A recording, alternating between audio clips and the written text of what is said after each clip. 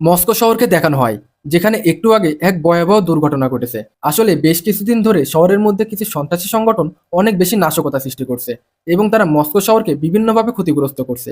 আমরা দেখতে পাই এই কেস ইনভেস্টিগেশনের দায়িত্ব পড়ে একজন স্পেশাল পুলিশ টিমের উপর, যার টিম হেডের নাম হবস এবং এটি তার সহকারী রেলা। বলে রাখা ভালো, হবসের টিম এমন একটি দুর্দান্ত সাহসী টিম যে তাদের মতো টিমের কাছে কোনো কিছু অসাধ্য নয়। কোনো রকম ভীতি ও ট্যালেন্ট তাদেরকে দমন করতে পারে না। তো হবস বলে এটা কোনো দুর্ঘটনা নয়, এটি একটি পরিকল্পিত ঘটনা।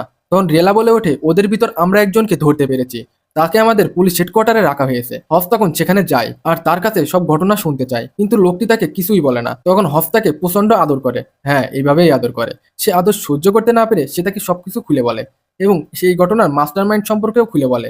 আর এই ঘটনার মাস্টারমাইন্ড হলো ওহেন নামের একজন আন্ডারওয়ার্ল্ড, যে আগে একজন এক্স স্পেশাল কমান্ডো এর মেজর ছিল। কিছুক্ষণ পর আমরা হফসকে ডোমিনিয়ার বাড়িতে দেখি। হবস তাকে নতুন একটা কাজের অফার করে, কিন্তু ডোমিনি তাতে কিছুতেই রাজি হয় না। ডোমিনি বলে, আমি তোমার সাথে কোনো কাজ করব না, আমি সব কাজ বাদ দিয়ে দিয়েছি। হবস তাকে বলে, তোমার জন্য এমন একটি কাজ এনেছি, তুমি নিজে হাত জোর করে কাজটি নেবার জন্য আমার কাছে রিকোয়েস্ট করবে। এই বলে হবস ডোমিনিকে একটি খাম ধরিয়ে দেয় আর বলে, নিচে গাড়িতে তোমার জন্য ওয়েট করছে। ডোমিনি খামটি খোলে আর অবাক হয়ে তাকিয়ে থাকে, কারণ খামের ভিতর ছিল ল্যাটি নামের একটি মেয়ের ছবি। আর ডোমিনি জানে ল্যাটি আর বেঁচে নেই, কিন্তু হবস ল্যাটির এই ছবি কোথায় পেল?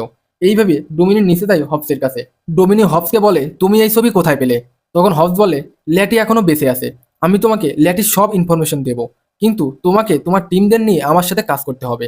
আর তখন আমরা ডোমিনিয়ার টিম দেখতে পাই, যারা এখন এক একজন এক এক দেশে বসবাস করছে। আর যখনই তাদের কাছে ডোমিনিয়ার কল আসে, তখন তারা সবাই একসাথে হয়ে যায়। আসলে তাদের টিমের কথা বলতে গেলে এক কথায় শহরের মধ্যে খুবই সুদর্শ ও সাহসী এক টিম, যাদের কাছে কোনো কিছু অসম্ভব নয়, যাদের নাম রোমান, তাজ ও গিসেল। আর অন্যদিকে আমাদেরকে ব্রায়ানকে দেখানো হয়, যে তার ফ্যামিলি নিয়ে সময় কাটাচ্ছে। আর তখন সেখানে ডোমিনি আসে এবং ব্রায়ানকে বলে, আমি একটা নতুন মিশনে যাচ্ছি, আর তুমি তো জানোই আমাকে যেহেতু ডাকা হয়েছে, তাহলে মিশনটা কেমন হতে পারে। ব্রেইন বলে, তুমি আগে তোমার মিশন সম্পর্কে বলো। ডোমিনি কিছু বলতে না চাইলেও অবশেষে তাকে সবকিছু খুলে বলে। ডোমিনি তাকে বলে, আমি জানতে পেরেছি ল্যাটি এখনো জীবিত আছে।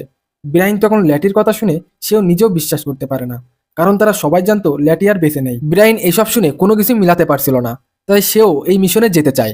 তারপর আমরা হবসকে দেখি ডোমিনিয়ের টিমের সাথে দেখা করে। তখন ব্রাইন হবসকে বলে, আমাদেরকে আগে মিশনটা সম্পর্কে বলো। তখন হবস তাদেরকে হোয়েন নামের একজন মাফিয়ার সম্পর্কে বলে, আর সে এখন একটি ডিভাইস চুরি করতে চায়, যেটা দিয়ে সম্পূর্ণ পৃথিবীকে এমনভাবে কন্ট্রোল করা যাবে, যেখানে স্যাটেলাইট, সিসি ক্যামেরা, ইলেকট্রিসিটি সবকিছুই কন্ট্রোল করা যাবে।